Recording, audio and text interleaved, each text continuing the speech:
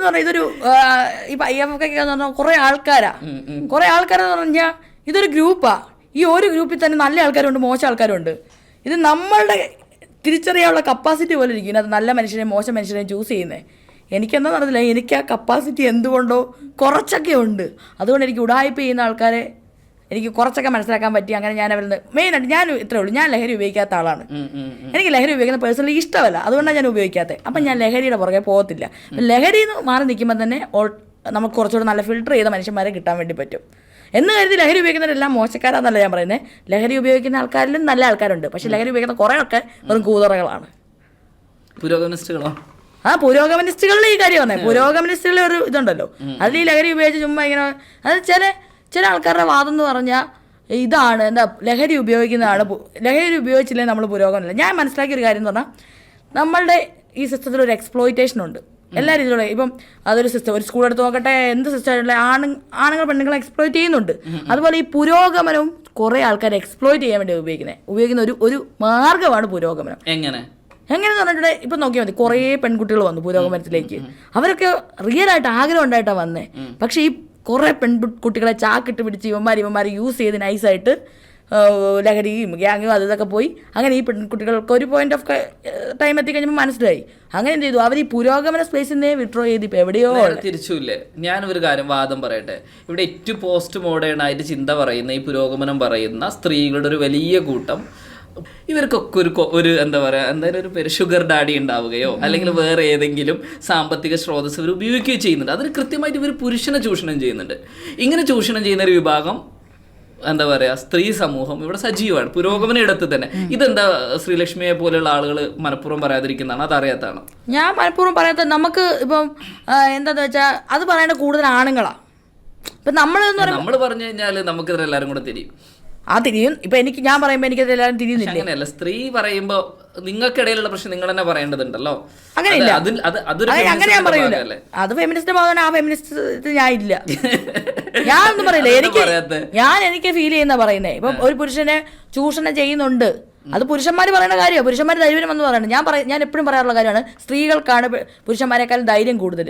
കാരണം എന്താണെന്ന് വെച്ചിട്ടുണ്ടെങ്കിൽ, പുഴ ചാടാനോ അതിനൊന്നും അല്ല, എനിക്കിതിന് ട്രോൾ വന്നിട്ടുള്ളത് ഓൾറെഡി. അതായത് പെൺകുട്ടികൾ പുറത്ത് വന്ന് പറയും കുറേ കാര്യങ്ങൾ, അവർക്കെതിരെ നടക്കുന്ന കുറേ കാര്യങ്ങൾ പറയും. പക്ഷെ അതുപോലെ ഞാൻ പറയുന്ന ആണുങ്ങൾ പറയണം. അതൊരു ആണുങ്ങൾ അവരുടെ സെക്ഷൽ ആയിട്ടുള്ള കുറേ കാര്യങ്ങളും സെക്ഷൽ നീഡും സെക്ഷൽ ആയിട്ടുള്ള അവരെന്താണ് ഫീൽ ചെയ്യുന്നതെന്ന് പറയണം. എന്നെ വിളിക്കുന്നില്ലേ വൈബ്രേറ്റർ, അവർക്ക് അത് കടിമൂത്തവൾ അങ്ങനെ വിളിക്കുന്നില്ലേ, അത് കേൾക്കും. ഇതെന്താണെന്നറിയോ, ഒരു കപട ഫെമിനിസ്റ്റുകൾക്ക് ഇവിടെ വേണ്ടത് എന്താ അറിയോ, സ്ത്രീയെ പോലെ ചിന്തിക്കുന്ന പുരുഷനെയാണ്. ഇവിടുത്തെ പുരുഷ സമൂഹം എന്ന് പറയുന്നത്, അല്ലെങ്കിൽ ഒരു പുരുഷൻ എന്ന മൃഗം, ആനിമൽ ആണല്ലോ നമ്മൾ, ഹ്യൂമനൊക്കെ. അതിലെ പുരുഷവർഗത്തെ സംബന്ധിച്ചിടത്തോളം അവർക്ക് ഒരുപാട് ആളുകളായിട്ട് ഫിസിക്കലി റിലേഷൻഷിപ്പ് ഉണ്ടാവാൻ ആഗ്രഹിക്കുന്ന ഒരു ശരീരമുള്ള മനുഷ്യനാണ്. സ്വാഭാവികമായിട്ടും ഓപ്പോസിറ്റ് ഒരു പെൺകുട്ടിയോട് തോന്നുന്ന അട്രാക്ഷൻ ഉണ്ടാവും. അത് അപരിചിതയായ ഒരു സ്ത്രീയോട് തോന്നാം, സുഹൃത്തായ ഒരു സ്ത്രീയോട് തോന്നാം, കാമുകിയോട് തോന്നാം. പക്ഷെ ഞാനത് പോയിട്ട് പറയാം, എനിക്ക് നിങ്ങളെ കാണുമ്പോൾ ശ്രീലക്ഷ്മി, എനിക്ക് നിങ്ങളെ കാണുമ്പോൾ എന്താ പറയുക, നിങ്ങളുടെ സെക്ഷൽ അട്രാക്ഷൻ ഉണ്ടെന്ന് പറഞ്ഞാൽ പോട്ടെ, ചിലപ്പോൾ ഞാൻ ഇത്രയും നല്ല വാക്ക് ഉപയോഗിച്ച് ചിലപ്പോൾ ആളുകൾ അങ്ങ് വിടുമായിരിക്കും. ഇതൊരു നാടൻ ഭാഷയിൽ പറഞ്ഞാൽ മറ്റേതാ മോനൊപ്പം നടക്കരുത്, ഇങ്ങനെയല്ലേ പറയാ. അതുകൊണ്ട് നിങ്ങളെ തെറ്റിദ്ധരിപ്പിച്ചിട്ട് ഞാൻ പറയാണ്, എനിക്ക് സ്ത്രീകളെ കാണുമ്പോൾ ഒന്നും തോന്നില്ല. എനിക്ക് അവരെൻ്റെ സുഹൃത്തുക്കളും സഹോദരിമാരുമാണ്, ഞാൻ എൻ്റെ സൗഹൃദത്തെ വളരെ നീതി പുലർത്തുന്നു. ഇങ്ങനെ പറയുമ്പോഴാണ് പുരോഗമനത്തിലെ പുരുഷനാവുന്നുള്ളൂ. യഥാർത്ഥ പുരോഗമനിസ്റ്റ് ആയിട്ടുള്ള ഇപ്പം ഞാനെന്നാണ് എനിക്ക് തോന്നുന്നത്. എനിക്ക് അപരിചിതയായ ഒരു സ്ത്രീയോട് കാണുമ്പോൾ ഓക്കെ എനിക്ക് തോന്നും, പക്ഷെ ഞാൻ എന്ത് ചെയ്യുന്നു, അവരെൻ്റെ ആരുമല്ല, അവരിലേക്ക് എനിക്കൊരു പെർമിഷൻ ഇല്ല. മാത്രമല്ല എൻ്റെ ദൈനംദിന ജീവിതത്തിൽ ഇതൊന്നും അല്ല ഇമ്പോർട്ടൻറ്റ് എന്ന ബോധം ഉണ്ടായതുകൊണ്ട് ഞാൻ അതിനെക്കുറിച്ച് ചിന്തിക്കുന്നില്ല. എൻ്റെ ഏറ്റവും അടുത്ത സുഹൃത്തുക്കളോട് ചിലപ്പോൾ എനിക്ക് സെക്ഷൽ അട്രാക്ഷൻ ഉണ്ട്, ചിലപ്പോൾ ഞാൻ അവരുടെ അടുത്ത് പറയും. അത് പറഞ്ഞ നാണക്കേടുള്ള സ്ഥലത്ത് ചിലപ്പോൾ ഞാൻ പറയില്ല, അല്ലെങ്കിൽ അവർക്കത് പ്രശ്നമാകുമ്പോൾ ഞാൻ പറയില്ല. പക്ഷെ അത് പറയണ്ട, അല്ലെങ്കിൽ അങ്ങനെ തോന്നാൻ സാധ്യതയുള്ളൊരു പുരുഷനല്ലേ ഞാൻ. പക്ഷെ ഇത് ഫെമിനിസ്റ്റുകൾ പലപ്പോഴും അംഗീകരിക്കാറില്ല. ഫെമിനിസ്റ്റുകളല്ല, കപട ഫെമിനിസ്റ്റുകൾ ആരും അംഗീകരിക്കൂല. അപ്പൊ ഞാൻ പറയുന്നത്, ഇപ്പൊ നേരത്തെ ശ്രീലക്ഷ്മി എന്താ പറഞ്ഞേ, ഇത് പറയണമെന്നാണ്. പറഞ്ഞ ഇവൻ കാമഭ്രാന്തനാണ്. ഇപ്പൊ ഞാൻ ചില കാര്യങ്ങൾ തുറന്നു പറയുന്നുണ്ട്, എന്നെ പറ്റി ആൾക്കാരെന്താ പറയുന്നേ. പക്ഷെ നിങ്ങളത് അനുഭവിക്കുന്നില്ലേ, ഈ പ്രശ്നം അനുഭവിക്കുന്നുണ്ട്. അതേപോലെ നമ്മൾ അങ്ങനെ ആരെങ്കിലും എന്തെങ്കിലുമൊക്കെ അനുഭവിച്ചാലേ ഈ സൊസൈറ്റിക്ക് ചേഞ്ച് ഉണ്ടാവുള്ളൂ. പക്ഷെ ഇത് നിങ്ങൾ സ്ത്രീ, ഇപ്പം നിങ്ങൾ എന്തൊക്കെ പറഞ്ഞാലും ഒരു വട്ടം ആളുകളെങ്കിലും നിങ്ങളെ അംഗീകരിക്കാൻ സപ്പോർട്ട് ചെയ്യാനെങ്കിലും അത് പെട്ടെന്നല്ല, പുരുഷൻ പറഞ്ഞാണ്ടല്ലോ തീർന്നു. അത് പുരുഷന്മാർ പറയണം. അത് നമുക്ക് ഓപ്പൺ ആയിട്ടുള്ള ടോക്കാണ് വേണ്ടത്. അത് ഒരു പുരുഷൻ പറയുമ്പോൾ അവിടുന്ന് വേറൊരാൾ പറയും. അങ്ങനെ പറഞ്ഞ് ഓപ്പൺ ആയിട്ടുള്ള ടോക്ക് ഉണ്ടായി വരണം. എന്നാൽ മാത്രമേ ഇപ്പം നീ എന്നോട് ഒരു കാര്യം പറയണം, എന്നാലേ എനിക്കത് മനസ്സിലാവത്തുള്ളൂ. അല്ലെങ്കിൽ ഈ പെണ്ണുങ്ങളുടെ ഭാഗം മാത്രമേ കേൾക്കുള്ളൂ.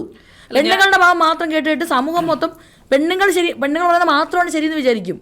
ഏറ്റവും വലിയ എനിക്ക് തോന്നിയൊരു കോമഡി എന്താ അറിയോ, ഇവിടുത്തെ ഒരു പുരുഷനായ അവൻ റിലീജിയൻ ആണ്, അവന് അവനൊരു ഏകപത്നിയിൽ ആഗ്രഹിക്കുന്ന ആളാണ്, അല്ലെങ്കിൽ അത്തരത്തിലുള്ള എത്തിക്സിന് കീപ്പ് ചെയ്യുന്ന ആളാണ്, അല്ലെങ്കിൽ ഒരു എന്താ പറയുക മോണോഗമിയാണ്. നമ്മൾ അവരങ്ങനെ തന്നെയാണ്, നമുക്ക് അവരെ റെസ്പെക്ട് ചെയ്യാം. അല്ലാത്തൊരാളെ റെസ്പെക്ട് ചെയ്യാൻ അറ്റ്ലീസ്റ്റ് പുരോഗമിസ്റ്റുകളെങ്കിലും തയ്യാറാവണം. അപ്പോൾ ഇവിടെ എന്താ പ്രശ്നം എന്ന് വെച്ച് കഴിഞ്ഞാൽ, സാധാരണ ഒരു പുരുഷന് അവനൊരു പ്രണയം തോന്നുകയാണെങ്കിൽ, അല്ലെങ്കിൽ അവനൊരു ഫിസിക്കൽ അവൈലബിലിറ്റിക്ക് വേണ്ടി ഇവൻ പറയുന്ന ഏറ്റവും വലിയ കളവ് എന്താ അറിയോ, ശ്രീലക്ഷ്മി എനിക്ക് നിന്നെ കാണുമ്പോൾ ഭയങ്കര സ്പെഷ്യലാണ് നിങ്ങൾ, എനിക്ക് നിങ്ങളോട് പ്രണയം തോന്നുന്നു, നിങ്ങളോട് ജീവിക്കണം തോന്നുന്നു എന്നൊക്കെ ഒരുപാട് കളവ് പറഞ്ഞ് പറ്റിച്ച് മാനിപ്പുലേറ്റ് ചെയ്യേണ്ടി വരികയാണ്. ഇതല്ലാതെ ഞാൻ പറയാണ്, ശ്രീലക്ഷ്മി എനിക്ക് നിങ്ങളോട് സെക്സ് ചെയ്യാൻ തോന്നുന്നു എന്ന് പറഞ്ഞാൽ നിങ്ങൾ കയറി അടിക്കും, നാളെ എനിക്കെതിരെ പോസ്റ്റ് വരും. അപ്പോൾ ഈ സാധനം പുരുഷന് പറയാനുള്ള സ്വാതന്ത്ര്യം സൊസൈറ്റിയിൽ നിലവിലില്ല. അതുണ്ടാക്കിയെടുക്കണ്ടേ? അത് ഉണ്ടാക്കാന്ന് വെച്ചാൽ അത് ഉണ്ടാക്കേണ്ട സ്പേസ് ഉണ്ടാവേണ്ടതും അത് സംസാരിക്കേണ്ടതുമായിട്ടുള്ള ഏറ്റവും പോസ്റ്റ് മോഡേണിസം പ്രസംഗിക്കുന്ന ആളുകൾ, എസ്പെഷ്യലി IFFK, KLF, ഫോക്ക് പോലെയുള്ള വേദികളിലെ സജീവ കോമാളികൾ, ഞാൻ അടങ്ങുന്ന, അങ്ങനെ തന്നെ പറയാം. പക്ഷെ ഞാനിതിൽ കുറച്ചെങ്കിലും തിരുത്താൻ അല്ലെങ്കിൽ എനിക്ക് പറയാൻ തോന്നിയിട്ടുണ്ട്. ആളുകള് ഇത് പറഞ്ഞു കഴിഞ്ഞാൽ അത് പറയുന്നത് നമുക്ക് ഒളിച്ചു കിടത്തേണ്ടതാ, പറഞ്ഞ പാളി. ഇതിങ്ങനെ ഉള്ളിലൂടെ നൈസ്. ഇപ്പം ഇതിൻ്റെ വേറൊരു അപകടം എന്താണെന്ന് വെച്ചാൽ, അത്യാവശ്യം തത്വചിന്തയൊക്കെ പറഞ്ഞ് അത്യാവശ്യം ഇതൊക്കെ പറഞ്ഞു കഴിഞ്ഞാൽ എന്ത് ചെയ്തു, ഒരു അവൈലബിലിറ്റി ഉണ്ടാവും ഉറപ്പിച്ച് ഇതിൻ്റെ പിന്നാലെയാണ് കൂടുതൽ ആളുകളും ഉള്ളത്. അപ്പോൾ എൻ്റെ പ്രശ്നം എന്താ വെച്ചാൽ, നിലവിൽ എന്താണ് ഫെമിനിസം അല്ലെങ്കിൽ ഈ പറയുന്ന ആക്ടിവിസം എന്നുള്ളതിൻ്റെ പുറത്താണ് നിലവിലുള്ള മനുഷ്യന്മാരുള്ളത്. ഇത് ശ്രീലക്ഷ്മിക്ക് അങ്ങനെ തോന്നിയിട്ടില്ലേ? എനിക്ക് അതായത് ഇപ്പോൾ സോഷ്യൽ മീഡിയ ആണെങ്കിൽ നോക്കുമ്പോൾ നമ്മളെല്ലാം ഈ ഫീമെയിലുമായിട്ടുള്ള, അതായത് സ്ത്രീകളുടെ പക്ഷം മാത്രമല്ലേ കേൾക്കുന്നുള്ളൂ. അവിടെ പുരുഷൻ്റെ പക്ഷം കേൾക്കുന്നില്ല. പുരുഷന്മാരെല്ലാം ഇതിൻ്റെ അപ്പുറത്തൊരു പുരുഷനുണ്ട്, അയാളുടെ പക്ഷം കേൾക്കുന്നില്ല. അയാളുടെ പക്ഷം കൂടെ കേൾക്കണം. അതിനെന്ത് ചെയ്യണം? പുരുഷന്മാർ പറയാൻ വേണ്ടി എങ്ങനെ? അല്ലെങ്കിൽ എന്താ പ്രശ്നം അറിയാവോ, നല്ല ആൾക്കാരെ നമുക്ക് കിട്ടൂല. അപ്പൊ നമ്മളുമായിട്ടും ആരും ചാറ്റ് ചെയ്യുന്നൊന്നുമില്ല, മനസ്സിലായോ? നല്ല ആൾക്കാരുണ്ട്. അപ്പം ഇത് സംഭവം പറഞ്ഞാൽ ഇപ്പോൾ ഒരു അതായത് ഇപ്പോൾ സ്ത്രീയുടെ ഒപ്പീനിയനും ഒരുപോലെ വില വെക്കണം, പുരുഷന്മാരുടെ ഒപ്പീനിയനും ഒരുപോലെ വില വെക്കണം. ഇവർ രണ്ടുപേരുടെ അഭിപ്രായങ്ങൾ ഇവിടെ വേണം. ഒരു കാലത്ത് ഇവിടെ പുരുഷന്മാരുടെ അഭിപ്രായങ്ങളും പുരുഷന്മാർ ഇത് മാത്രമാണ് നടപ്പിലായിക്കൊണ്ടിരുന്നത്. ഇപ്പോഴും കുറേ സമൂഹം അങ്ങനെയാണ് നടപ്പിലാകുന്നത്. തീർച്ചയായിട്ടും. പക്ഷേ നമ്മുടെ സോഷ്യൽ മീഡിയയിൽ ഇപ്പോൾ സ്ത്രീപക്ഷം മാത്രമേ വരുന്നുള്ളൂ. ശരിയാണ്. ഇവിടെ ഞാനിത് പറയുമ്പോഴെന്താ അറിയോ, ഇവിടുത്തെ ഈ കപട ഫെമിനിസ്റ്റുകൾ അല്ലെങ്കിൽ കുറച്ച് ആളുകളെങ്കിലും എന്താണ്, അവരാദ്യത്തെ അറ്റൻഷൻ എടുത്തിട്ടുള്ളത് ഈ പറയുന്ന ശരീരം കാണിച്ച് ബോഡി പൊളിറ്റിക്സ് പറയുന്നത് ബോഡി കാണിച്ചിട്ടാ. അപ്പൊ സാധാരണ നോർമൽ ആയിട്ടുള്ള ആളുകൾ ശരീരം കാണാനെങ്കിലും അങ്ങോട്ട് വരുന്ന ഒരു സാധ്യതയുണ്ട്. പുരുഷൻ എന്ത് ടൂൾ ഉപയോഗിച്ചിട്ടാണ് ഈ കാര്യം ബോധവൽക്കരിക്കുക? അതല്ല ഇതിന്റെ പ്രശ്നം. ഞങ്ങൾ എന്താ ചെയ്യേണ്ടത്? തുണി അയച്ചിട്ട് നാളെ വീഡിയോയിൽ വരണോ? നിങ്ങൾ തുണി അയച്ചിട്ട് ഞങ്ങൾക്ക് കാണാൻ ഒരു എന്റർടൈൻമെന്റ് ആവും. നിങ്ങൾക്ക് മാത്രം എന്റർടൈൻമെന്റ് പോരല്ലോ. ഞാൻ സത്യമായിട്ട് പറയാം, ഇതാരും തുറന്നൊന്നും പറയൂലേ, പിന്നെ പേടിയില്ലല്ലോ. ഇങ്ങനെ ഞാൻ ഇതുപോലെ തന്നെ ഈ കുറച്ച് മസിലൊന്നുമല്ല, ഇങ്ങനത്തെ എറോട്ടിക് ആയിട്ടുള്ള വീഡിയോസ് ഇടുന്ന ആണുങ്ങളുടെ അക്കൗണ്ട് ഇവിടെ ഒന്നുമില്ല. ഇവിടെ ആരും അങ്ങനെ ഇടൂല. കേരളത്തിൽ നിന്ന് അതിനുള്ള ആണുങ്ങളില്ല. പുറത്താൾ എടുത്തു നോക്കിയാൽ ഞാൻ ഇൻസ്റ്റാഗ്രാമിലൊക്കെ ഫോളോ ചെയ്യുന്നുണ്ട്. ഞാൻ റീലൊക്കെ ഇരുന്ന് കാണും. അപ്പോൾ എന്താ ആണുങ്ങൾക്ക് മാത്രം പെണ്ണുങ്ങളുടെ തുണിയില്ലാത്ത ഇത് കണ്ടാൽ മതിയോ? ഞങ്ങൾ ഫോൺ വീഡിയോസ് കാണാറില്ലേ? ബ്ലാക്ക് ഞാൻ അടിച്ചെന്നെ നോക്കും, ബ്ലാക്ക് ഇങ്ങനെ. അങ്ങനെ നമുക്ക് ചോയ്സ് ഉണ്ട്. ഫോണിൽ അത് അടിച്ച് കാണും. അതാരും പറയൂല ഇവിടെ. എന്തുകൊണ്ട് ആണുങ്ങൾ, അവർക്ക് വിദേശ രാജ്യത്തുള്ള ആൾക്കാർക്ക് ഫോളോവേഴ്സ് ഒക്കെ ഉണ്ട്. പക്ഷെ അങ്ങനെയാണെങ്കിൽ സ്ത്രീകൾ പലപ്പോഴും പറയുന്ന ഒരു കാര്യം, ഇതിൻ്റെ ശരിയാണോ തെറ്റാണെന്നൊന്ന് പറയണം. അതായത് ഞങ്ങൾക്ക് പ്രണയം തോന്നി തീവ്രമായൊരു പുരുഷനിലേക്ക് കടന്നു ചെന്നാൽ മാത്രമേ അവരോട് കാമം തോന്നൂ എന്ന് പറയാറുണ്ട്. സത്യസന്ധനമായി ഞാനൊരു ആൺകുട്ടി, എനിക്ക് അങ്ങനെയൊന്നും, എനിക്ക് എന്താ പറയുക, നോർമലി ഒരാളോട് എന്താ പറയുക കാമം തോന്നുന്നൊരു മനുഷ്യനാണ് ഞാൻ. പക്ഷെ പെൺകുട്ടികൾ കൂടുതലും പറയുന്നൊരു സാധനമുണ്ട്, എന്ത്, അവർക്ക് പ്രണയമുള്ളൊരു മനുഷ്യനോട് മാത്രമേ സെക്സ് ചെയ്യാൻ പറ്റൂ എന്നുള്ളത്. അതിന് സയന്റിഫിക്കലി ഒരുപാട് എവിഡൻസും ഉണ്ട്. ശ്രീലക്ഷ്മി അതിൻ്റെ പുറത്താണോ? അത് ഓരോ സിറ്റുവേഷനാണ്, ഓരോ സാഹചര്യമാണ്. എനിക്ക് ബാക്കിയുള്ള പെൺകുട്ടികളൊന്നും കാര്യം അറിയത്തില്ല. ഞാൻ എൻ്റെ കാര്യം പറയാം. എൻ്റെ കാര്യത്തിൽ നിന്ന് ആർക്കെങ്കിലും ഇത് കണക്ട് ആവുമെങ്കിൽ ഓക്കെ. എനിക്ക് ബാക്കിയുള്ള പെൺകുട്ടികളെ, കാരണം ഞാൻ അവരെ പോലെയാണ് ചിന്തിക്കുന്നത് എനിക്കറിയത്തില്ല. എനിക്ക് +1 +2 ഒക്കെ തൊട്ട് ഒരു ഡിഗ്രി PG വരെയൊക്കെ ഭയങ്കരമായിട്ട് ഒരാളോട് ഭയങ്കര പ്രേമം ഉണ്ടായിരുന്നു. അപ്പോൾ അയാളോട് മാത്രമേ സെക്സ്, അങ്ങനെ ദിവ്യ പ്രേമം അങ്ങനെയൊക്കെയായിരുന്നു. അത് കഴിഞ്ഞ് എനിക്കൊരു തേപ്പ് കിട്ടി അയാളുടെ കയ്യിൽ നിന്ന്, ഒരു നൈസായിട്ടുള്ള തേപ്പ് കിട്ടി. ഞാൻ ഭയങ്കര അങ്ങ് സങ്കടത്തിലായിപ്പോയി. അത് കഴിഞ്ഞ് എനിക്ക് വേറൊരു ആളുമായിട്ട് റിലേഷൻഷിപ്പായി. അയാളുമായിട്ട് റിലേഷൻഷിപ്പ് ഇരിക്കുന്ന സമയത്ത് തന്നെ വേറൊരാളുമായിട്ടും എനിക്ക് റിലേഷൻഷിപ്പ് ഉണ്ടായിരുന്നു കുറച്ച് കാലം കഴിഞ്ഞപ്പോൾ. അപ്പോൾ എനിക്ക് ഇവിടെ സ്നേഹമുണ്ട്, അവിടെ സ്നേഹമുണ്ട്. ഇവിടെയും പ്രണയമുണ്ട്, അവിടെയും പ്രണയമുണ്ട്. രണ്ടുപേരായി. ഇനി അത് കഴിഞ്ഞിട്ട് വേറെ എനിക്ക് ഓർമ്മ പോലും കിട്ടില്ല. ചില ഒരാൾ വന്നിട്ട് ഇങ്ങനെ കാറും കൊണ്ടുപോകും. നമ്മളിങ്ങനെ ഒരു ദിവസത്തെ പരിചയത്തിൽ സംസാരിച്ച് എന്താ പറയുക, സംസാരത്തിന്റെ ആ ഒരു മയക്ക ലോകത്ത് വീണ് പോയിട്ട്, ഇതിനൊക്കെ എനിക്ക് മാനിപ്പുലേറ്റർ കൺസെന്റ് എന്ന് വിളിക്കുന്നത് കേട്ടോ, സോ കോൾഡ്. അതിനകത്ത് സംസാരത്തിന് മയക ലോകത്തെ വീണ് പോയിട്ട് ഒരു ദിവസത്തെ സെക്സ് ചെയ്തിട്ടുണ്ട്. പിന്നെ അവൻ വിളിച്ചപ്പോൾ ഞാൻ മൈൻഡ് ആക്കിയിട്ടുമില്ല. അത് കഴിഞ്ഞ് പിന്നെ എനിക്കൊരു റിലേഷൻഷിപ്പ് വന്നു. ആ റിലേഷൻഷിപ്പ് വന്നാൽ ആദ്യം സെക്സ് ചെയ്തു, പിന്നെ ആദ്യം സെക്സ് ചെയ്യാനുള്ള റിലേഷൻഷിപ്പ് ആയിരുന്നു. അത് ചെയ്തെന്ന് കഴിഞ്ഞപ്പോൾ പ്രണയമായി. അപ്പോൾ അത് കാഷ്വലായിട്ട് തുടങ്ങിയൊരു ചുമ്മാ തുടങ്ങിയതാ. അത് പ്രണയമായി കഴിഞ്ഞപ്പോൾ ഇപ്പോൾ വേറെ ആരോട് സെക്സ് ചെയ്യാൻ വേണ്ടി പറ്റുന്നില്ല. മനസ്സിലായി? ഇതൊക്കെ ഓരോ, അതുകൊണ്ട് എനിക്കിതിങ്ങനെ കമ്പാർട്ട്മെന്റ് ചെയ്യാൻ എനിക്കറിയത്തില്ല. അത് പ്രണയമുള്ള ആളോട് മാത്രമേ സെക്സ് ചെയ്യുള്ളൂ. എനിക്കിപ്പോൾ ഒരു പേഴ്സണൽ എടുത്ത് നോക്കുമ്പോൾ ഞാൻ പ്രണയമുള്ള ആൾ, എനിക്കിപ്പോൾ അങ്ങനത്തെ ഒരു സ്റ്റേജാണ്. പ്രണയമുള്ള ആളോട് മാത്രം സെക്സ് ചെയ്യുള്ളൂ, എനിക്ക് വേറെ ആരോടും പറ്റത്തില്ല ഇപ്പം. പക്ഷെ വേറൊരു സിറ്റുവേഷനിൽ ഞാൻ പ്രണയം ഇല്ലാത്ത ആൾക്കാരോട് സെക്സ് ചെയ്തിട്ടുണ്ട്. പുതിയ കുട്ടികളുണ്ടല്ലോ, പുതിയ ജനറേഷനിലെ പിള്ളേർ, നമ്മളൊക്കെ പഴയ ജനറേഷൻ ആണെന്ന് പുതിയ ജനറേഷനിൽ ഇപ്പം ഏറ്റവും കൂടുതൽ ആളുകൾ അവർ ഭയങ്കര സംഭവമായിട്ട് പറയുന്നതാണ് ബോഡി കൗണ്ട്. അല്ലെങ്കിൽ അവരുടെ ഇപ്പോൾ ബോഡി കൗണ്ടും കഴിഞ്ഞിട്ട് ഞാൻ അടുത്തൊരു പെൺകുട്ടിയായിട്ട് സംസാരിച്ചപ്പോൾ വളരെ ഏർലിയാണ്. അപ്പോൾ ആള് പറയുന്നത് സിറ്റിസൺ ആണ്, അതായത് UK സിറ്റിസൺ, US സിറ്റിസൺ, ആൾ പുറത്ത് പഠിച്ചതാണ്. അപ്പം അവർ അങ്ങനെയൊക്കെയാണ് പറയണേ. അപ്പം ഇത്രയും നമ്മളൊന്നും പുറത്ത് പോകാത്തതുകൊണ്ട് നമുക്ക് സിറ്റിസൺസ് ഒന്നും അങ്ങനെ പറയാനൊന്നും അറിയില്ല. അപ്പോൾ ഈ ബോഡി കൗണ്ട് എന്ന നമ്പർ നമ്മുടെ ഒരു അച്ചീവ്മെൻ്റ് ആയിട്ട് കാണുന്നുണ്ടോ, അല്ലെങ്കിൽ അതൊരു മോശം കാര്യമായിട്ട് കാണുന്നുണ്ടോ? ശ്രീലക്ഷ്മി എങ്ങനെ കാണുന്നത്? അത് മോശം കാര്യമല്ല, നല്ല കാര്യം. അതൊക്കെ ഓരോരുത്തരെ സംബന്ധിച്ച കാര്യമാണ്.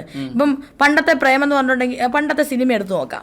പണ്ടത്തെ സിനിമയെ നോക്കുകയാണെങ്കിൽ, അതായത് പണ്ടുള്ള ആൾക്കാർ ഇങ്ങനെയാണ്, ഉമ്മ വെക്കൂല, കല്യാണം കഴിഞ്ഞതിന് ശേഷം മാത്രം സെക്സ് എന്ന്.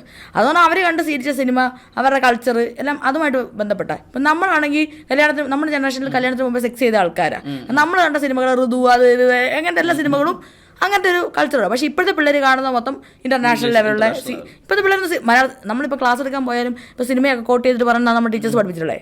അവിടെ പോയി പറഞ്ഞാൽ മണിയമ്പിള്ള രാജു ആരാന്ന് ചോദിച്ചാൽ ആർക്കും അറിയത്തില്ല, അല്ലെങ്കിൽ ഡയലോഗ് പറഞ്ഞാൽ അവർക്ക് അറിയത്തില്ല. ഇവരെല്ലാം മറ്റേ BTS, ജപ്പാനീസ് ആനിമേ, അങ്ങനത്തെ വേറെ ലോകത്താണ്. യുവർ നെയിം, ഇങ്ങനെയൊക്കെ കുറേ നമ്മളിത് ദഹിക്കത്തില്ല. ഇവർ വേറെ സ്ഥലത്താണ്.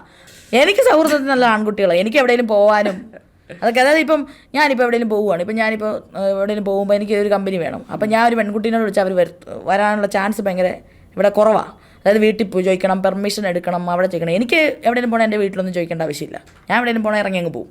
അപ്പോൾ അതേപോലെ അക്സസിബിൾ ആയിട്ടുള്ള ആൾക്കാർ ചിലപ്പം ആൺകുട്ടികൾ കൂടുതലായതുകൊണ്ടായിരിക്കും ഞാൻ ചിലപ്പോൾ ആൺകുട്ടികളോട്. വീടിൻ്റെ കാര്യം ചോദിച്ചപ്പോഴാണ് പറഞ്ഞത്. ശ്രീലക്ഷ്മി ഇങ്ങനെ ഉച്ചത്തിൽ സെക്സിനെ കുറിച്ചൊക്കെ സംസാരിക്കുമ്പോൾ വീട്ടുകാരെങ്ങനെ ഇത് ഫേസ് ചെയ്യും? ഒരുപാട് കമന്റിന്റെ താഴ്വക്ക് വീടില്ലേ എന്ന് ചോദിക്കാറുണ്ട്. എന്താ ശരിക്കും ശ്രീലക്ഷ്മിയുടെ വീട്? എൻ്റെ വീടെന്ന് പറയുന്നത്, ഇപ്പം ഞാൻ ജനിച്ചു വളർന്നൊരു വീടുണ്ട്, എൻ്റെ അമ്മയും അമ്മൂമ്മയും ഉള്ള, അതെൻ്റെ കുടുംബം. എൻ്റെ വീടെന്ന് പറയുന്നത് ഞാൻ തിരുവനന്തപുരത്ത് ഒറ്റയ്ക്ക് താമസിക്കുന്ന സ്ഥലം, അതാണ് ഞാനിപ്പോൾ വീടായിട്ട്. ഫാമിലിയിലുള്ള ആളുകൾക്ക് ഇത് ബുദ്ധിമുട്ടുണ്ടാക്കും, അവരെങ്ങനെയാണ് അതിനെ ഹാൻഡിൽ ചെയ്യുന്നത്? അമ്മയ്ക്കൊക്കെ അമ്മയൊക്കെ ഞാൻ പറഞ്ഞില്ല, ഭയങ്കര കമ്മ്യൂണിസ്റ്റുകാരി, ഒരു വിപ്ലവകാരിയായിട്ടുള്ള ഒരാളാണ് എൻ്റെ അമ്മ. അപ്പം അമ്മയ്ക്കൊക്കെ ആദ്യം പ്രശ്നം ഉണ്ടായിരുന്നു, നാട്ടുകാരൊക്കെ ചോദിക്കുന്നതിന്. പിന്നെ അമ്മ അത് എങ്ങനെയോ ഓവർകം ചെയ്തു. അമ്മമ്മയ്ക്ക് പിന്നെ ഇതിനെപ്പറ്റി വലുതായിട്ട് അറിയില്ല. പിന്നെ ഞാൻ പറഞ്ഞില്ല, എൻ്റെ വീട് ആണുങ്ങളില്ലാത്ത വീടായതുകൊണ്ട് കുറച്ചുകൂടെ എന്താ പറയുക, ഫ്ലെക്സിബിളാണ്. പക്ഷെ എന്നാലും കുടുംബത്തിലൊക്കെ ആണുങ്ങൾ ഉണ്ടാവില്ലേ? കുടുംബം അവന്മാരോടൊക്കെ പോകാൻ പറയാം. എനിക്ക് ഒറ്റമാരും ഇഷ്ടമല്ല. എൻ്റെ അമ്മമാരും കുറേ കസിൻസും എല്ലാം ഉണ്ട് BJP-ക്കാർ. എനിക്കിഷ്ടമല്ല. അവരൊന്നും ഉപദ്രവിക്കൊന്നുമില്ല. അവരോട് പോകാൻ പറ, അവരാരും എന്നെ ഉപദ്രവിക്കുക. അവർ നോക്കിയിട്ടില്ലല്ലോ ചെറുപ്പത്തിൽ. എൻ്റെ അമ്മ ഒറ്റയല്ല എന്നെ നോക്കിയേ. അവന്മാർ നോക്കാൻ പിന്നെ എന്നെ ഉണ്ടാക്കാൻ വരുന്നേ. പിന്നെ ഇപ്പം വരാറുണ്ട്. ഇപ്പം എൻ്റെ അമ്മ നല്ല വീടൊക്കെ വെച്ച് കഴിഞ്ഞപ്പം അമ്മമാരൊക്കെ വരുന്നുണ്ട്. എനിക്ക് അമ്മമാരൊന്നും ഇഷ്ടമല്ല. എൻ്റെ ഒറ്റ അമ്മമാരെ എൻ്റെ കസിൻസിനൊന്നും ഇഷ്ടമല്ല. അവന്മാരൊക്കെ BJP-യുടെ നരേന്ദ്രമോദിയുടെ വാലും പിടിച്ച് നടക്കുക, ഗണേശോത്സവം ഉണ്ടാക്കാനോ അതും ഇതൊക്കെ ഉണ്ടാക്കാൻ. എനിക്കിഷ്ടമല്ല. എനിക്ക് പൊളിറ്റിക്കലി ഇഷ്ടമില്ലാത്ത ആൾക്കാരൊന്നും എനിക്ക് കമ്പനിയാക്കാൻ പറ്റില്ല. അവരൊക്കെ വരും, വീട്ടിലൊക്കെ വരും, എനിക്ക് ഇഷ്ടമല്ല. ഞാൻ അവിടെ പോകാറൊന്നുമില്ലല്ലോ അങ്ങനെ അവർ വരുമ്പോൾ. അപ്പം അമ്മയുടെ നിലപാട് എന്താ? അമ്മയ്ക്ക് സഹോദരന്മാരല്ലേ, അവർ ഒരുമിച്ച് വളർന്ന ആൾക്കാരല്ലേ, അവർ മിണ്ടും എന്നൊക്കെ. ഇപ്പം ഞാനിങ്ങനെയൊക്കെ പറയുന്നതുകൊണ്ട് എൻ്റെ അമ്മാനെ ഓരോ കല്യാണത്തിൽ പോയി ഒറ്റപ്പെടുത്തിയിട്ടും അതും ഇതൊക്കെ ഉണ്ട്. അങ്ങനെയൊക്കെ ചെയ്തിട്ടുണ്ട് ഇവർ. എൻ്റെ വീട്ടിലുള്ള കുടുംബക്കാർ എന്താ പറയുക, എല്ലാം ഈ BJP-യുടെ ഒക്കെ പുറകെ നടക്കുന്ന ആൾക്കാരാണ്. കുറേ ആൾക്കാർ CPM-ന്റെ പുറകെ നടക്കുന്ന ആൾക്കാരാണ്. രണ്ടുപേർക്കും ബോധമില്ല. എൻ്റെ അമ്മമാർക്കൊന്നും ബോധമില്ല. എൻ്റെ അമ്മമാർക്ക് ബോധമില്ല. എൻ്റെ അമ്മയുടെ വീട്ടിലെ മൂത്ത ആൾക്കാർക്ക് എൻ്റെ കസിൻസിനൊന്നും ബോധമില്ല. അവരൊക്കെ എന്താ എന്നെ കെട്ടിക്കുക എന്നൊക്കെ പറഞ്ഞാൽ നടക്കുന്നത്. അവർക്ക് എന്താ ആവശ്യം? അമ്മയ്ക്ക് എങ്ങനെ? അമ്മ ഈ ഇടയ്ക്ക് എന്നോട് പറഞ്ഞു, അമ്മയും കൂടെ ഈ ഇടയ്ക്ക് ഡിസ്കസ് ചെയ്തിരുന്നു. അമ്മമ്മ അമ്മയോട് പറയുമല്ലോ, എൻ്റെ മോളെ നമ്മുടെ കൊച്ചിങ്ങനെ ഒരു ഡിസിഷൻ എടുത്തു, കല്യാണം വേണ്ടെന്നുള്ള ഡിസിഷൻ എടുത്ത്, എന്ത് ഭാഗ്യമല്ലേ, നമുക്ക് സ്ത്രീധനം ഉണ്ടാക്കണ്ട, നമ്മൾ ആ കൊച്ചിനെ പറ്റി ഒന്നും അന്വേഷിക്കണ്ട, കൊച്ചെങ്ങനെയെങ്കിലും ജീവിച്ചോളും, ഇപ്പം ഈ TV-യിലൊക്കെ കാണുന്നില്ല അല്ലേ നമ്മൾ എന്തോരം കഷ്ടപ്പെടേണ്ടി വന്നേനെന്ന്. എന്റെ അമ്മമ്മ പറയുക. എന്റെ ഒരു കസിൻ എന്റെ അമ്മമ്മേനെ വിളിച്ചിട്ട് പറഞ്ഞു, എന്നെ അമ്മൂന്ന് അവരൊക്കെ വിളിക്കുക, നമുക്ക് അമ്മൂനെ നമുക്ക് കല്യാണം കഴിപ്പിക്കണ്ടേന്ന്. അപ്പൊ എന്റെ അമ്മ പറഞ്ഞു, എന്തിനാ നിന്നെ പോലെയുള്ള കുടിയന്മാരായിട്ടുള്ള അവള് നിന്നെ സഹിக்க വയ്യാതില്ല നിന്റെ ഭാര്യ ഗൾഫിൽ പോയേ, അതുപോലെയുള്ളവന്മാരെ കെട്ടാനൊന്നും എന്റെ കൊച്ചിനെ കിട്ടത്തില്ലെന്ന് പറഞ്ഞു. ശരി. ഇത് പറഞ്ഞപ്പോൾ വേറെ കാര്യം ചോദിച്ചോട്ടെ, ശരിക്കും ശ്രീലക്ഷ്മി പിന്നെ വിവാദയാവുന്നത് വൈബ്രേറ്ററിലൂടെയാണ് അല്ലേ? ഇപ്പൊ വൈബ്രേറ്റർ എവിടെ? ഇപ്പൊ വൈബ്രേറ്റർ ഒരു പൊതു പ്രോപ്പർട്ടി ആണെന്ന് വേണമെങ്കിൽ പറയാം. എന്റെ വീട്ടിലൊക്കെ ഒത്തിരി പേര് വരാറൊക്കെ ഉണ്ട്. അപ്പൊ നമുക്ക് കാലുവേദന, നടുവേദന. ഇപ്പൊ വൈബ്രേറ്ററിന്റെ ഒരു പ്രത്യേകത, നമ്മൾ വൈബ്രേറ്റർ എപ്പോഴും നമ്മൾ സെക്സ് ടോയ്സ് എപ്പോഴും യൂസ് ചെയ്യുമ്പോൾ ഇന്റിമേറ്റ് ആയിട്ട് യൂസ് ചെയ്യുന്ന സ്ഥലം ഇതായതുകൊണ്ട് നമ്മളത് ക്ലീൻ ചെയ്യണം. എനിക്കത് ക്ലീൻ ചെയ്യുമ്പോൾ അത് പൊടിയൊക്കെ പിടിച്ചു പോയി. അപ്പം ഞാൻ എന്ത് ചെയ്യുന്നത് വെച്ചാൽ എനിക്കിപ്പോൾ കൈവേദന, കാലുവേദന, നടുവേദന അതൊക്കെയാണ്. അപ്പം ഞാനതൊക്കെ വെച്ചിങ്ങനെ കൈവേദന, കാലുവേദന മസാജറാക്കി. അതിന്റെ ശരിക്കും പേര് മസാജർ എന്നാണത്. അപ്പം നമ്മുടെ വീട്ടിൽ വരുമ്പോൾ ഇപ്പം അവിടെ കിടപ്പുണ്ട്. അപ്പോൾ ആൾക്കാരൊക്കെ വന്ന് കുറച്ചൊക്കെ നോക്കും. പിന്നെ പാട്ടൊക്കെ പാടി നമ്മൾ അഭിനയിക്കും ഇങ്ങനെ, അങ്ങനെയൊക്കെ പാടും. മറ്റേ പാട്ടുണ്ടല്ലോ, പ്രായം തമ്മിൽ മോഹൻ നൽകി, അതൊക്കെ പാടി അഭിനയിക്കും. ഒരു എന്താ പറയാ നോർമൽ പ്രൊഡക്റ്റ് ആയിട്ട് വീട്ടുകാർ അക്സെപ്റ്റ് ചെയ്യാൻ തുടങ്ങിയോ? എന്റെ വീട്ടില് ഞാൻ താമസിക്കുന്ന വീട്ടിലെ കുറെ ആൺകുട്ടികളൊക്കെ വരാറുണ്ടല്ലോ. അപ്പൊ അവർക്ക് ഇത് എന്താന്ന് മനസ്സിലാവില്ലേ? അവർക്ക് മനസ്സിലാവും. അത് പിന്നെ എന്താ, അവർക്കും ഇതുവരെ കാലം കൈയൊക്കെ വേദന എടുക്കുമ്പോൾ നമുക്ക് വേദന മാറണമെന്നല്ലേ നമ്മൾ വിചാരിക്കുള്ളൂ. പിന്നെ ഇത് തൊടാൻ പറ്റാതെ നമ്മൾ അങ്ങനെയല്ല. നമ്മൾ മോഡേൺ ആയിട്ട് എൻ്റെ കൂട്ടുകാരന്മാരെ നമ്മളങ്ങനെ ആൺ പെൺ സൗഹൃദമാണെങ്കിലും അതിനകത്ത് അങ്ങനെ വ്യത്യാസമൊന്നുമില്ല. അതാണ് എൻ്റെ സൗഹൃദം. ഞാൻ എന്ന് പറഞ്ഞാൽ എല്ലാം കാര്യം വിളിച്ച് പറയും. അവിടെ പോയത്, ഇവിടെ പോയത്, അവരുടെ കാര്യം, ഇവരുടെ കാര്യം, എല്ലാം എന്താ പറയുക, എല്ലാ കാര്യം ഒളിയും മാറി എനിക്ക് അങ്ങനെ ഇല്ല. അപ്പോൾ എനിക്ക് അതുകൊണ്ട് തന്നെ നമ്മൾ എന്താ പറയുക, അങ്ങനത്തെ ഒരു ലൈഫ് നമുക്ക്. ശ്രീലക്ഷ്മി വയസ്സായാലും എന്ത് ചെയ്യും? നമുക്കിപ്പോൾ ഇനിയിപ്പോൾ പുതിയ വീടും കാറും അങ്ങനെ തന്നെ പ്ലാനും ഇല്ല. ഇതിപ്പോൾ പ്ലാൻ ചെയ്തിട്ട് കാര്യമില്ല, ഉണ്ടാക്കാൻ പൈസ വേണ്ടേ. എനിക്ക് വലിയ റിസ്ക് എടുത്ത് പൈസ ഉണ്ടാക്കാനുള്ള മാർഗ്ഗങ്ങളൊന്നും എനിക്കറിയത്തില്ല. അപ്പോൾ എന്ത് ചെയ്യും, നമ്മളവിടെ എങ്ങാനും പോയി വല്ല കൃഷിയോ വല്ല എന്തെങ്കിലും മീൻസ് ചോറിനാരി റേഷൻ കടയിൽ നിന്നൊക്കെ കിട്ടുമായിരിക്കും. അങ്ങനെയുള്ള പരിപാടിയാണ്. പൈസ ഉണ്ടാക്കുന്ന കാര്യം പറഞ്ഞപ്പോഴാണ് ഇപ്പം ലേറ്റസ്റ്റ് ആയിട്ട് കുറേ പറയുന്ന MDMA, കഞ്ചാവ് പോലുള്ള കേസുകൾ പിടിച്ചിട്ടുള്ള ആളുകൾ എടുത്ത് നോക്കിക്കഴിഞ്ഞാലും, അല്ലെങ്കിൽ ഈ അടുത്ത് പോൺ ഹബിലേക്ക് പോയിട്ടുള്ള ആളുകൾ, അത് മോശം കാര്യം നല്ല കേട്ടോ ഞാൻ പറയുന്നത്, പക്ഷെ ഇവരുടെയൊക്കെ ഇത് നോക്കിക്കഴിഞ്ഞാൽ അവരൊരു നാളിലെ ഒരു കാലത്ത് പുരോഗമനിസ്റ്റ് ലിസ്റ്റിലുള്ള ആൾക്കാരാണ്. അങ്ങനെ തോന്നിയിട്ടുണ്ടോ? അപ്പോൾ എന്താണ് നിങ്ങൾ ഈ ഇത്ര മാർഗങ്ങളെ എങ്ങനെ കാണുന്നു? അതായത് ഇതിനകത്ത് ഞാൻ എപ്പോഴും കോൺട്രഡിക്ടറി ഒരു സാധനം, എനിക്കതിന് ഇത് മനസ്സിലായിട്ടില്ല ഈ കാര്യങ്ങൾ കുറേ ആയിട്ട്. അതായത് ഒരു സ്ഥലത്ത് പറയുന്നത് ബോഡി പൊളിറ്റിക്സ്, അതായത് പെണ്ണുങ്ങളെ സെക്ഷലൈസ് ചെയ്ത് കാണരുതെന്ന് പറയുന്നു. പെണ്ണുങ്ങളെ സെക്ഷലൈസ് ചെയ്ത് കാണാതിരിക്കാൻ വേണ്ടി അതായത് നമുക്കിഷ്ടമുള്ള വസ്ത്രം നമുക്ക് ധരിക്കാം, അതിനെ സെക്ഷലൈസ് ചെയ്ത് കാണരുത്, ഒരു സ്ഥലത്ത് പറയുന്നു. ഇപ്പോഴത്തെ സ്ഥലത്ത് ആണുങ്ങളെ സെക്ഷലൈസ് ചെയ്യാൻ വേണ്ടി ചെയ്തിട്ട് പൈസ ഉണ്ടാക്കുന്നത് വെച്ചിട്ട്. അപ്പോൾ ഇത് കോൺട്രാഡിക്ട്, എനിക്കിത് മനസ്സിലാവുന്നില്ല ഇതെന്താ സംഭവം. അതായത് ഇങ്ങനെയൊക്കെ നിന്ന് ഷഡ്ഡി കെട്ടുന്നത്, ബിക്കിനി കെട്ടുന്നത്, അങ്ങനെയൊക്കെ വീഡിയോ ഇടുന്നു. അപ്പോൾ ഇത് എന്താ, എനിക്കിത് മനസ്സിലായിട്ടില്ല. പിന്നെ ഒരു കണക്കിൽ നോക്കുമ്പം ഇവരെങ്ങനെയാലും പൈസ ഉണ്ടാക്കുന്നുണ്ടല്ലോ എങ്ങനെയാണേലും, അത് വെച്ച് ഇവർ ജീവിതത്തിൽ അപ്ലിഫ്റ്റ് ആണല്ലോ. ഒരു സ്ത്രീയെ സംബന്ധിച്ച് അവരെങ്ങനെയാ പൈസ ഉണ്ടാക്കിയിട്ടും അപ്ലിഫ്റ്റ്മെന്റ് ആണല്ലോ. അപ്പോൾ അതൊരു ഫെമിനിസ്റ്റ് അല്ലേ. പിന്നെ പറഞ്ഞാൽ ഞാനിപ്പോൾ ഈ വീഡിയോ ഉണ്ട്, ആദ്യമൊക്കെ കാണുമ്പോൾ കുറേ വീഡിയോ ഒക്കെ കാണുമ്പോൾ നമുക്ക്, നിങ്ങൾക്ക് അങ്ങനെയാണെന്ന് എനിക്കറിയത്തില്ല, കുറേ ബിക്കിനി വീഡിയോ കണ്ട് രസം ഉണ്ടാവും. കുറേ കാലം കഴിയുമ്പം കണ്ടത് തന്നെ സെയിം കണ്ട് കഴിയുമ്പോൾ ആ മൂഡ് പോവും. അതായത് അപ്പോൾ എന്താ അവിടുത്തെ ഇത് മാറിയില്ല, ആണുങ്ങൾ സെക്ഷൽ അല്ലെങ്കിൽ ഇപ്പം നമ്മൾ സെക്ഷൽ കണ്ടുകൊണ്ട് നോക്കുന്നതൊക്കെ മാറിയില്ലേ.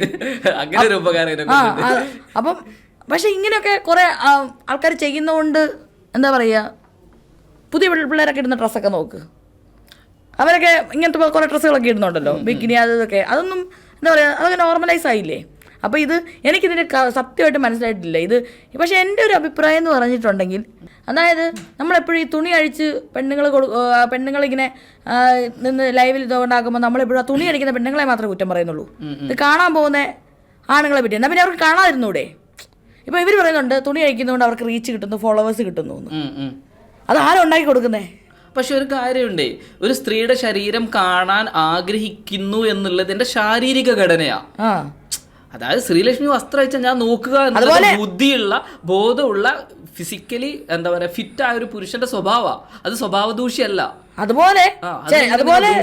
അതുപോലെ ചില ഒന്നും ചെയ്ത് പൈസ ഉണ്ടാക്കാൻ കഴിവില്ലാത്ത ആൾക്കാർക്ക്, അല്ലെങ്കിൽ ബുദ്ധിമുട്ട് നേരിടുന്ന പെണ്ണുങ്ങൾക്ക് അത് ബോഡി കാണിച്ചുകൊണ്ട് ബോഡി വാങ്ങിച്ച് പൈസ ഉണ്ടാക്കുക എന്നുള്ളത് അവരുടെ സാമ്പത്തിക ആവശ്യമാണ്. അല്ല, ഞാൻ പറയുന്നത് നമ്മൾ പോൺ വീഡിയോ കാണുമ്പോഴോ അല്ലെങ്കിൽ മറ്റു വീഡിയോകളോ ആരും ഞങ്ങൾക്ക് എന്താ എതിർപ്പുണ്ടോ? ഇല്ലല്ലോ. മിയ ഖലീഫക്കെതിരെ ഞങ്ങൾ എന്തെങ്കിലും പറഞ്ഞോ? ഇല്ല. അല്ലെങ്കിൽ ആർക്കെതിരെയും പറയുന്നത് കാരണം എന്താ? അവരവരുടെ ഉപജീവന മാർഗം അല്ലെങ്കിൽ അവരവരുടെ സന്തോഷത്തിൽ ആനന്ദത്തിൽ അവർ ജീവിക്കണം, അതിനെതിരല്ല. പക്ഷെ മിയ ഖലീഫ് ഒരു ദിവസം വന്നിട്ട് പറയാണ്, പുരുഷന്മാരെല്ലാം ഞങ്ങളെ തുറിച്ചു നോക്കുന്നു, വീഡിയോ കാണുന്നു എന്ന് പറഞ്ഞാൽ പ്രശ്നല്ലേ? അത് പ്രശ്നമാണ്.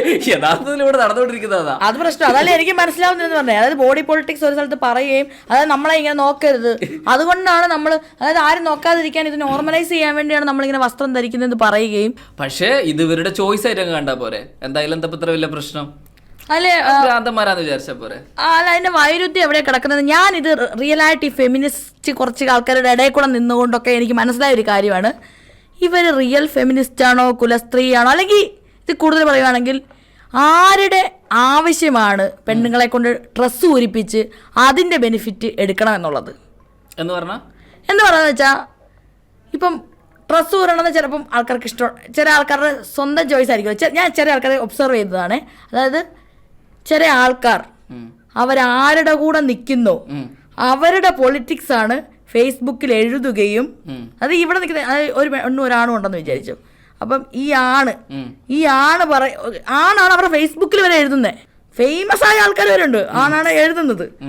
നമ്മളൊരു മൈക്കും കൊണ്ട് പോയി ആ പെണ്ണിന്റെ അടുത്ത് പോയി ചോദിച്ചാൽ അയാൾക്ക് ഇന്ന് നടക്കുന്ന പൊളിറ്റിക്സിനെ പറ്റി പറയാൻ ധൈര്യമില്ല, പറ്റില്ല.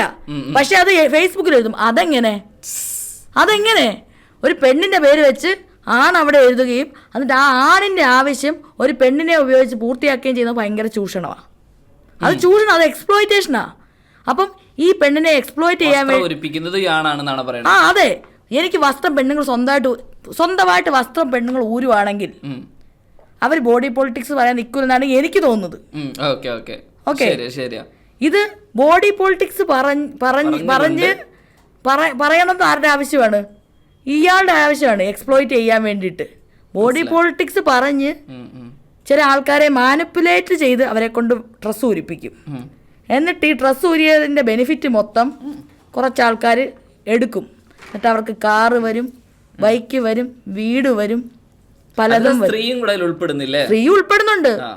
നിങ്ങളിപ്പോ പറയുമ്പോൾ ഇത് പുരുഷന്റെ കുറ്റമായിട്ടാ പറയുന്നത്. ഞാൻ അങ്ങനെ പറയത്തുള്ളൂ.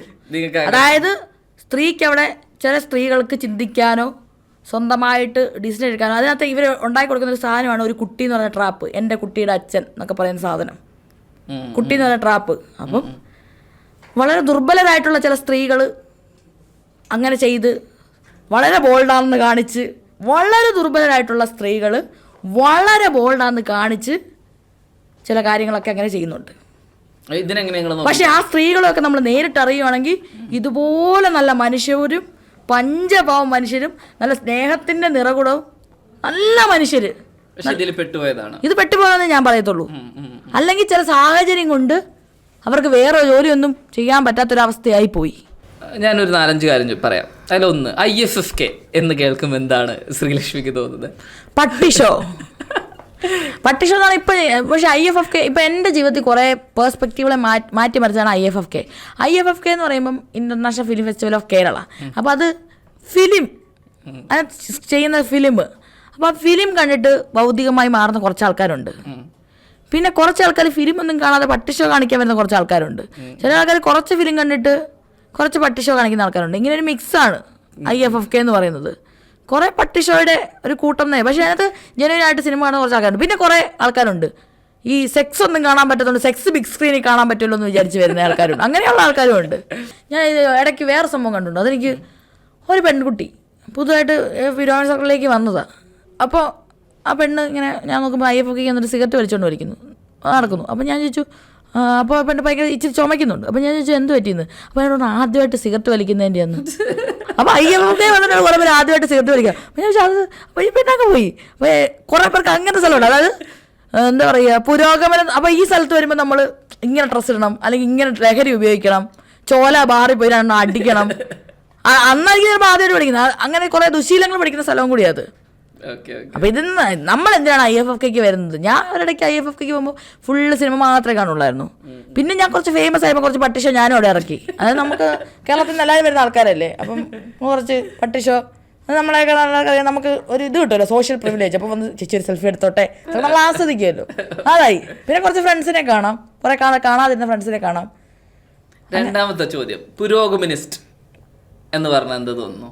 ഡിഫൈൻ ചെയ്താൽ. എനിക്ക് സത്യം പറഞ്ഞാൽ ഞാൻ പറയട്ടെ, എനിക്ക് പണ്ടൊക്കെ കുറെ പുരോഗമനക്കാർ ഫ്രണ്ട്സ് ഉണ്ടായിരുന്നു. പിന്നെ എനിക്ക് മനസ്സിലായി ഈ പുരോഗമനക്കാർ ഈ നോർമൽ സോക്കോൾഡ് റിലീജിയൻ ഫോളോ ചെയ്യുന്നതിനേക്കാളും ഭയങ്കര വൃത്തികെട്ടവന്മാരാണ്. വൃത്തികെട്ടവന്മാരും ഒക്കെയാണ്. കാരണം ഇവരൊന്നും അടുപ്പിക്കാൻ കൊള്ളാത്തത് എനിക്ക് മനസ്സിലായി. അതുകൊണ്ട് ഞാൻ എന്ത് ചെയ്യും, ഫേസ്ബുക്കിൽ ലവൊക്കെ കൊടുക്കും, ആൾക്കാർക്ക് ലവോ ലൈക്കൊക്കെ കൊടുക്കും. പക്ഷെ നേരിട്ട് ഒറ്റ പുരോഗമനക്കാരെ എൻ്റെ ലൈഫിൽ അടുപ്പിക്കൂല, ലൈഫിൽ അടുപ്പിക്കൂല. എൻ്റെ അത് ഞാനത് പറഞ്ഞില്ലേ, ഫ്രണ്ട്സ് എന്ന് പറഞ്ഞാൽ അവരെന്നും ഈ പുരോഗമനം ഇല്ലാത്ത ഒരു ആൾക്കാരാണ്. പുരോഗമനം ഇല്ലാത്ത സോക്കോൾഡ് ഫാമിലി സിസ്റ്റത്തിലും അതുപോലെ തന്നെ റിലീജിയനിലും ഒക്കെ വിശ്വസിക്കുന്ന ആൾക്കാരാണ്. അവരാണ് എനിക്ക് കംഫർട്ടബിൾ. അതെന്താ നിങ്ങൾ പുരോഗമനം പറയുകയും പുരോഗമനക്കാരെ പേഴ്സണലി അവോയ്ഡ് ചെയ്യുകയും ചെയ്യുന്നത് എന്താ? എനിക്ക് ഇങ്ങനെ തന്നെ ആയിരിക്കില്ല മറ്റുള്ളവർ കാണുന്നത്. എന്നെ കണ്ടാലൊന്നും എനിക്ക് കുഴപ്പമില്ല. എനിക്ക് അവരുടെ കൂടെ പോകുമ്പോൾ എനിക്ക് ആ ഒരു വൈബ് കിട്ടുന്നില്ല. ഇവിടെ വന്ന് ഫേസ്ബുക്കിൽ വന്ന് തള്ളല്ലേ, ഇപ്പുറത്ത് പോയിട്ട് വേറെ പരിപാടികളൊക്കെ. പിന്നെ എന്താ പറയുക, എനിക്ക് എന്താ പറയുക, ഫേക്കാവും കുറേ ആൾക്കാർ. ഒത്തിരി ആൾക്കാർ ഫേക്കാണ്. ജെന്യുവൻ ആയിട്ട് നിൽക്കുന്ന പുരോഗമനക്കാർ കുറച്ചേ ഉള്ളൂ. പലരും പുരോഗമനക്കാരാവുന്നത് ബുദ്ധിജീവി ഇത് കിട്ടാനും ഇതൊക്കെ കിട്ടാൻ വേണ്ടിയിട്ടൊക്കെയാണ്. ഞാൻ പറയുന്നത് പറഞ്ഞാൽ പുരോഗമനക്കാരെല്ലാം എഴുത്ത് വായിക്കൂ, ഐഡിയ വായിക്കൂ, എല്ലാം തലയിൽ കയറ്റൂ. പക്ഷേ ഇവരോടൊന്നും പേഴ്സണലായിട്ട് നിങ്ങൾ ഒരകലം പാലിച്ച്, ഒന്നല്ല 2-3 കൈ അകലം പാലിച്ച് നിൽക്കുവാണെങ്കിൽ നല്ലതായിരിക്കും. കാരണം ഈ എഴുതുന്ന ആളല്ല അത് ഐഡിയല. ഇവിടെ എല്ലാ മനുഷ്യൻ്റെ ചാബല്യങ്ങളും ഉള്ള ഒരാളാണ്. അത് എല്ലാ മനുഷ്യൻ്റെ ക്വാളിറ്റിയും ആ മനുഷ്യനിൽ ഉണ്ടാവില്ലേ? ക്വാളിറ്റിയും ഉണ്ടാവും. പക്ഷെ ഞാൻ കുറേ ഇരപടിയന്മാരെയാണ് കൂടുതൽ കുറേ കണ്ടിട്ടുള്ളത്. അതുകൊണ്ടാണ് ഞാൻ അങ്ങനെ പറഞ്ഞത്, ചാബല്യങ്ങളുള്ള ഇരപടിക്കാൻ വേണ്ടി. അതുകൊണ്ട് നമുക്ക് ഇന്നത് ശരി ഇന്നത് തെറ്റുന്ന അങ്ങനെ പറയാൻ വേണ്ടി ഭയങ്കര ബുദ്ധിമുട്ടാണ്. നമ്മൾ ഇപ്പോൾ ഒരു മനുഷ്യരിൽ തന്നെയുള്ള ശരികളെ അക്സെപ്റ്റ് ചെയ്യുക, തെറ്റുകളെ റിജക്റ്റ് ചെയ്യുക. അതേപോലെ തന്നെ ഈ പുരോഗമനത്തിൻ്റെയും നല്ല വശങ്ങൾ അക്സെപ്റ്റ് ചെയ്യുക, സാമൂഹികമായി ചേഞ്ച് ഉണ്ടാക്കുക. മോശം വശങ്ങളായ ലഹരി, ഡ്രഗ് സംഭവങ്ങളൊന്നും പോയി പെടാതിരിക്കുക, തല വെക്കാതിരിക്കുക. അതുപോലെ ഇരപിടിയന്മാരായിട്ടുള്ള ആൾക്കാരെ ഷുഗർ കോട്ട് ചെയ്ത സംസാരത്തിൽ വീഴാതിരിക്കുക എന്നുള്ളതാണ് പറയുന്നത്. പിന്നെ മാനസികമായി പ്രശ്നങ്ങൾ അനുഭവിക്കുന്നുണ്ടെങ്കിൽ തെറാപ്പി, ആശുപത്രി കാണിക്കുക. അല്ലാതെ ഈ ഇരപടിയന്മാരുടെ കയ്യിൽ പോകുന്നതിനേക്കാളും അവിടെ പോയാൽ പിന്നെയും വീണ്ടും കൂടുതലാവുകയുള്ളൂ. അപ്പം നമ്മളൊരു തെറാപ്പി അങ്ങനെയൊക്കെ പോകുന്നതായിരിക്കും കുറച്ചുകൂടെ നല്ലത്. പക്ഷെ അത് പറയുമ്പോഴും സാമ്പത്തികമായി എല്ലാവർക്കും അത് അഫോർഡ് ചെയ്യാൻ വേണ്ടി പറ്റുന്നുണ്ടാവില്ല. അങ്ങനെ ഒന്നും ഇവിടെ നമുക്ക് ഇങ്ങനെ ഇത് ചെയ്യുക അങ്ങനെ പറയാൻ വേണ്ടി പറ്റില്ല. ചുംബന സമരം എന്താ? ചുംബന സമരം നടക്കുന്ന സമയത്താണ് എനിക്ക് ഈ പുരോഗമനത്തിലേക്കുള്ള ഒരു ഇൻസൈറ്റ് ഉണ്ടായത്. ഞാൻ ഡിഗ്രിക്ക് പഠിക്കുന്ന സമയത്താണ് ചുംബന സമരം ഉണ്ടാകുന്നത്. ഞാൻ അപ്പോൾ കണ്ണൂരായിരുന്നു. അപ്പോൾ ഇതുപോലെ ഇതിനെപ്പറ്റി ഭയങ്കര ഡിബേറ്റ് ഉണ്ടാവുമല്ലോ. അപ്പോഴാണ് ഇവിടെ ഒരു പാരലായിട്ട് ഇങ്ങനെ ഒരു സംഭവം ഉണ്ടെന്നും വ്യക്തി സ്വാതന്ത്ര്യത്തെ പറ്റിയിട്ടും ഒക്കെയുള്ള ഒരു എന്താ പറയുക, ഒരു ഡിബേറ്റ് ഉണ്ടാവുകയും നമുക്കത് മനസ്സിലാവുകയും ചെയ്തത് കുറേ. അപ്പോൾ ചുംബന സമരം ഇവിടെ നടക്കേണ്ട ഒരു സംഭവം തന്നെയായിരുന്നു. അതുവഴി സമൂഹത്തിൽ ഒരുപാട് മാറ്റങ്ങൾ ഉണ്ടായിട്ടുണ്ട്. പിന്നെ ഏതൊരു സമരത്തെയും ആൾക്കാർ യൂട്ടിലൈസ് ചെയ്യുന്ന പോലെ ആ സമരത്തെയും ഹൈജാക്ക് ചെയ്ത് യൂട്ടിലൈസ് ചെയ്തിട്ടുണ്ട് ആൾക്കാർ. അത് ഏത് സമരം നടന്നാലും ഉണ്ടാവും. ഏത് സമരം നടന്നാലും അതിനകത്ത് കുറേ ആൾക്കാർ അതിനെ യൂട്ടിലൈസ് ചെയ്യാൻ വേണ്ടി ഉണ്ടാവും. അത്രേ ഉള്ളൂ. അതിന്റെ നെഗറ്റീവ് വശങ്ങളായിട്ടൊന്നും തോന്നിയിട്ടില്ല. നെഗറ്റീവ് വശങ്ങൾ ഞാൻ ആ സമരത്തിൽ പങ്കെടുത്തിട്ടില്ല. ഞാൻ അവിടെ ഒരു കുട്ടിയായി മാറി നിന്ന് കാണും. അതുകൊണ്ട് എനിക്ക് അതിനകത്ത് പങ്കെടുക്കാത്തതുകൊണ്ട് എന്നെ സംബന്ധിച്ച് അതെനിക്ക് ഇൻസൈറ്റ് ഉണ്ടാക്കിയ ഒരു പുരോഗമനം, ഒരു വ്യക്തിത്വം, വ്യക്തിയുടെ ഫ്രീഡം എന്നൊക്കെ പറയുന്നതിലേക്ക് ഒരു ഇൻസൈറ്റ് കൊടുത്തൊരു സംഭവമാണ്. അതുവരെ ഞാൻ രഞ്ജിനി ഹരിദാസിനെ എനിക്കിഷ്ടമാണ്. പക്ഷെ ചില ആൾക്കാർ രഞ്ജിനി ഹരിദാസിനെ പറ്റി മോശം പറയുമ്പം അത് കൺഫ്യൂഷനായിരുന്നു എനിക്കിഷ്ടമാണ്. പക്ഷേ അവർ ചെയ്യുന്നത് ശരിയാണ് അതെനിക്കറിയില്ലായിരുന്നു, ജഡ്ജ് ചെയ്യാൻ അറിയില്ലായിരുന്നു. റിമി ടോമിനെ പറ്റി എൻ്റെ ഈ കസിൻസ് ഒക്കെ പറയുന്നു അവളെ ഇഷ്ടമല്ലെന്ന്. അത് ജസ്റ്റ് ഇങ്ങനെ ഓപ്പൺ ചെയ്ത് ചിരിച്ച് കളിച്ച് സംസാരിക്കുക, അതാണ് അവർ ചെയ്യുന്ന കുറ്റം ഇവരെ സംബന്ധിച്ച്. അപ്പോൾ എനിക്ക് അവൾ ഭയങ്കര ഇഷ്ടമാണ്. പക്ഷേ ഇത് ഇവർ ചെയ്യുന്നത് ശരിയാണോ തെറ്റാണോ എന്നുള്ളതിൽ എനിക്ക് ക്ലാരിറ്റി ഇല്ലായിരുന്നു എൻ്റെ 18-19 വയസ്സിൽ. പക്ഷേ ആ ചുംബന സമരം വന്നതോടുകൂടി വ്യക്തി സ്വാതന്ത്ര്യം എന്താണെന്നുള്ള ആ ഒരു സംഭവം കോഴിക്കോട് ഇവിടെ ഡൗൺ ടൗൺ ഹോട്ടലിലുള്ള ചെറിയ ഇഷ്യൂ വെച്ച് തുടങ്ങി. പിന്നെ ഇവിടെയും പിന്നീട് അത് കൊച്ചിയിലും പിന്നീട് തിരുവനന്തപുരത്ത് പല സമരങ്ങളായിട്ടാണ് ഉണ്ടായത്. പക്ഷേ രണ്ടാം ചുംബന സമരം എന്ന് പറഞ്ഞിട്ട് വീണ്ടും ഒരു സമരം ഉണ്ടാകുകയും അത് ഹൈജാക്ക് ചെയ്യപ്പെടുകയും അതിൻ്റെ നേതൃത്വത്തിലുള്ളവർ പിന്നീട് വേറെ കേസുകളിലൊക്കെ പ്രതിയാവുന്നതോടുകൂടി അത് മുഴുവനും കരിവാരത്തേക്കൊക്കെ ഉണ്ടായിട്ടുണ്ട്. പക്ഷേ നിങ്ങൾ പറഞ്ഞ പോലെ ഗുണം ഉണ്ടായിട്ടുണ്ടാവുമായിരിക്കും. പക്ഷേ എന്നെ അത്ഭുതപ്പെടുത്തിയത് ഈ പറയുന്ന പുരോഗമനിസ്റ്റുകളെ എന്താ പറയുക സൊസൈറ്റി അറിഞ്ഞു തുടങ്ങിയത് ചുംബന സമരത്തിലൂടെയാണ്. അതിന്റെ പോസിറ്റീവ് അവർ അനുഭവിച്ചിട്ടുണ്ട്. എല്ലാവരും ചുംബന സമരത്തിന്റെ ടീം എന്ന് പറഞ്ഞിട്ട് കളിയാക്കാറുണ്ട്. ശ്രീലക്ഷ്മി ആരാണെന്ന് ശ്രീലക്ഷ്മിക്ക് പറയുകയാണെങ്കിൽ ഇനി എന്താ പറഞ്ഞു കൊടുക്കാൻ പറ്റുക? ഞാൻ ഇത്രയേ ഉള്ളൂ എന്ന് പറയുകയാണെങ്കിൽ ഞാൻ വലിയ സംഭവമായിട്ടൊന്നും എനിക്ക് തോന്നുന്നില്ല സത്യമായിട്ടും. എനിക്കെന്ന് പറഞ്ഞാൽ എനിക്ക് എപ്പോഴും ഇപ്പോൾ ഒരു ടീച്ചറായിട്ട് അറിയപ്പെടാനാണ് എനിക്കിഷ്ടം. എനിക്ക് പിള്ളേരെ പഠിപ്പിക്കാൻ ഏറ്റവും ഇഷ്ടം. ഓക്കെ. അപ്പോൾ എനിക്ക് ടീച്ചറായിട്ട് ഇതാക്കാനാണ് എനിക്കിഷ്ടം. പക്ഷെ എന്ന് വെച്ചാൽ ടീച്ചർ എന്ന് പറയുമ്പോൾ നമ്മളെല്ലാവരും സ്കൂളിൽ പഠിപ്പിക്കുന്ന ആൾക്കാരെ മാത്രമേ ടീച്ചറായിട്ട് അക്സെപ്റ്റ് ചെയ്യത്തുള്ളൂ. ട്യൂഷൻ എടുക്കുന്നവരെ ടീച്ചേഴ്സായിട്ട് അക്സെപ്റ്റ് ചെയ്യില്ല. അപ്പോൾ ഇതും ഞാൻ വിചാരിച്ചു ഞാൻ മാത്രമാണോ. അപ്പോൾ ഞാനിപ്പോൾ കുറേ റീലുകളൊക്കെ കണ്ടു, ഇൻ്റർനാഷണൽ അങ്ങനെയുള്ള ആൾക്കാരൊക്കെ റീലുണ്ട്. അതായത് സ്കൂളിലെ ടോക്സിക് അറ്റ്മോസ്ഫിയർ സഹിக்க വയ്യാതെ എന്താ പറയുക പ്രൈവറ്റ് ട്യൂഷൻസ് മാത്രം എടുത്ത് നടക്കുന്ന ഞാൻ എന്നൊക്കെ പറഞ്ഞ് തരതരാന്നൊക്കെ പറഞ്ഞ് നടക്കുന്ന അങ്ങനത്തെ റീലുകളൊക്കെ വന്നു. അപ്പോഴേ ഞാൻ മനസ്സിലായോ ഞാൻ മാത്രമല്ല വേറെ ആൾക്കാരുണ്ടെന്ന്. അപ്പോൾ നമ്മൾ ഇത്രയും നേരം സംസാരിച്ച് കുറേ രസകരവും കോൺട്രവേഴ്സി ആയിട്ടുള്ള ഒരുപാട് കാര്യങ്ങൾ സംസാരിച്ചു. എനിക്ക് തോന്നുന്നു നമുക്ക് ഇനിയും കുറേ പറയാറുണ്ടാവും. ഒരുപക്ഷെ നമുക്ക് തന്നെ അറിയുന്ന ഒരുപാട് വിഷയങ്ങൾ ഉണ്ടാവും. അപ്പോൾ ചിലതൊക്കെ നമുക്ക് ആളുകൾക്ക് ഭയങ്കര കൺഫ്യൂസിങ്ങും ആയിരിക്കും. എന്തായാലും ബാക്കി നമുക്ക് പിന്നീട് ഒരിക്കൽ വീണ്ടും പറയാം. ബൈ. Okay bye.